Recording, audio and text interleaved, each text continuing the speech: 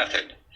With all the stuff I've done recently, I mean, obviously I play everything on all of these songs, so it starts up on guitar really, and I come up with chords and a melody, and I'll then fit words to it basically. So that's basically the whole process, and at the time I'll just see how I feel and come out with lyrics that are just relevant to whatever sort of drives it at that time. But I'm quite lucky in the respect I've got a home studio. I was in a band for about 8 years. I'll give them a quick plug to them actually. They're called Atom, ATUM. If you want to check them out, www.atomband.com. But yeah, I'll just so yeah. Shameless self-promotion. So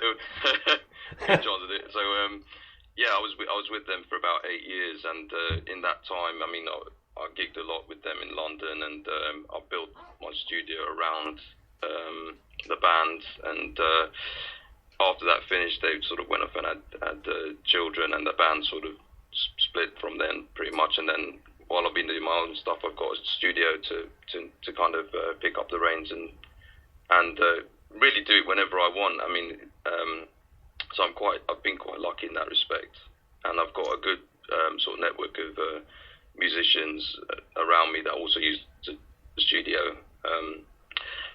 And so, yeah, just the whole songwriting process is a lot easier because, over years of building the resources to do it, it's now like a well-oiled machine.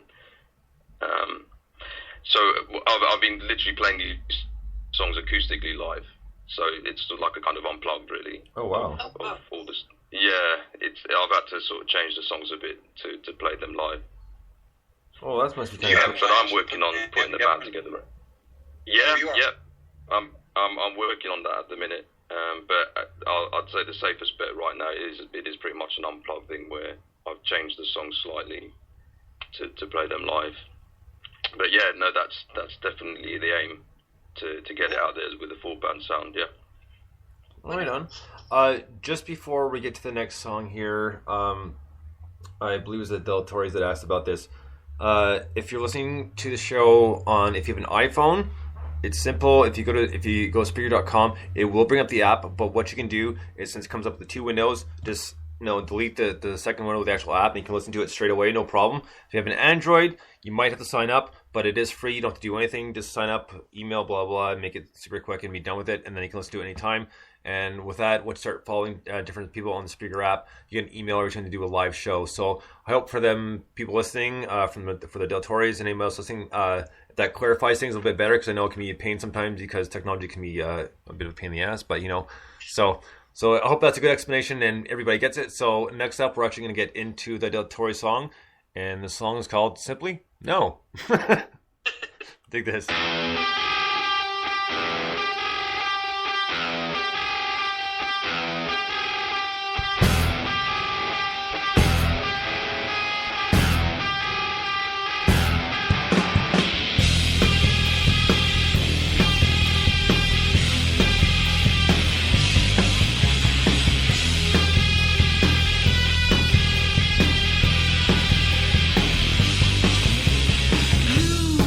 I wonder who is you say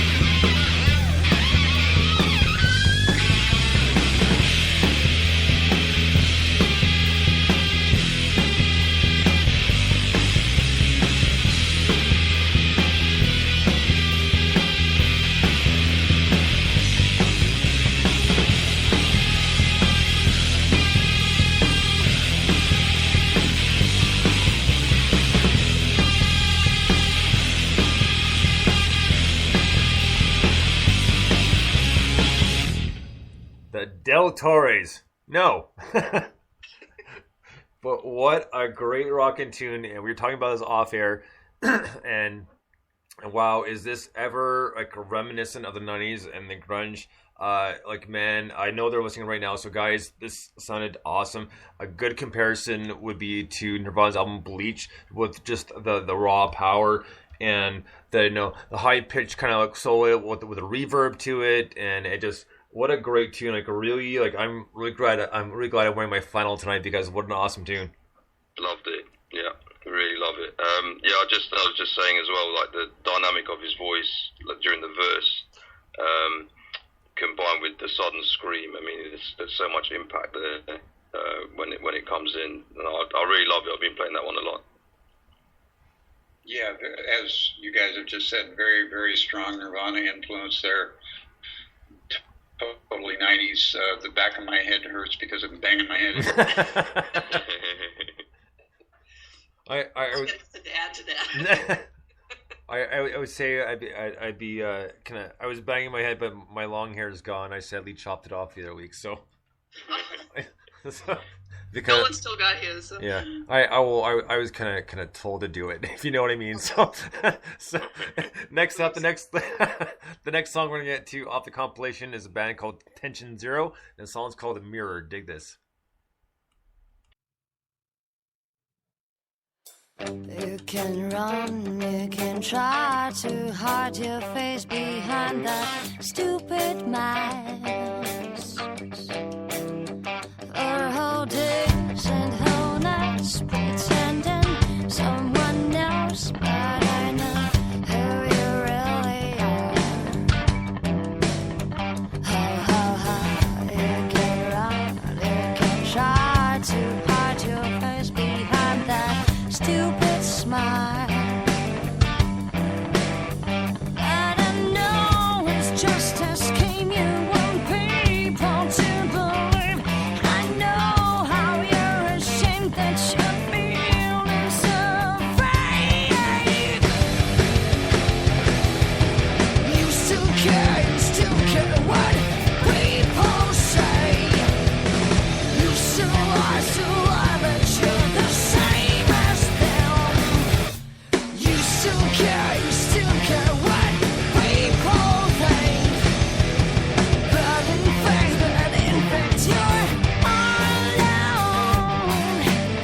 It's written in your eyes, but hidden behind your smile. But you know it's just a prison. You know that here's the reason. You know that you can change if you stop this masquerade. You still care what people say. You still lie, but you're the same as them. You still care what people think. But watch out, watch out, I'm gonna find you. Watch out, I'm gonna find you. I'll find you. Watch out, I'm gonna find you. Watch out, I'm gonna find you. I'll find you. Go on and put on your mental suit, one of many others. It can hide you from yourself.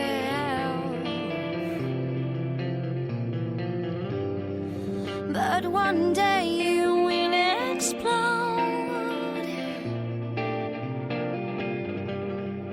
So make a change or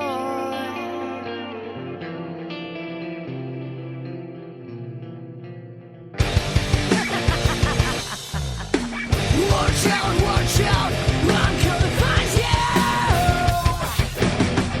Watch out, I'm gonna find you. I'll find you. Watch out, I'm gonna find you. Watch out, I'm gonna find you.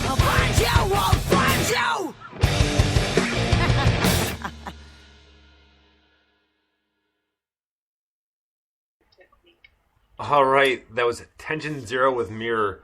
Now that was a rockin' tune, and that was borderline kind of '90s and '80s kind of mixed together, especially with the vocals. And Glenn, you mentioned kind of Toney Amos, and I kind of think in there somewhere as with Joan Jett. Yeah, man. Yeah, I just think the whole song was really epic. I mean, it sounds combination of Hole, Tori Amos. I mean, so much influences there. I think it's cool when you get a song where you can't actually find the influence as well. Obviously, I mean, they got their own style, and yeah, it just takes you on a real journey. It's brilliant. Nolan, Catherine? Yeah, I was really intrigued at the beginning. It sounded almost like a Rod Stewart tune to me. It was kind of an early '70s blues rock thing, and then the hook kicks in with these huge guitars, which we're not in the '70s anymore, kid. It's a great tune. Great tune. Okay, that's great tune, great vocals. Man, what's so much power there and really good mic technique, I have to say. Yeah. That's going on the reel. Rod Stewart there, Nolan, that's going on the reel for sure. But you know, That'll go with the Michael Jackson. yeah, that's still my absolute favorite, and I'm glad I got that excerpt saved because that was gold. Glenn, pretty much what happened is like a while ago we were doing one of our shows, and one of the songs, no one seems to come out of left field a lot, and they're good points, but you're not expecting them. And they said, well, you know, this kind of reminds me of Michael Jackson. I'm like, wait, what? Then once he explained himself, I was like, oh, you know what? That makes perfect sense. We just didn't think about it. Yeah, right. And I continue to receive grief. Yeah. Oh, no. It's not grief. It's all love, Nolan. Trust me, buddy. So next up, we're gonna get into a band called Rude Hen, and the song's called Hellraiser. Dig this.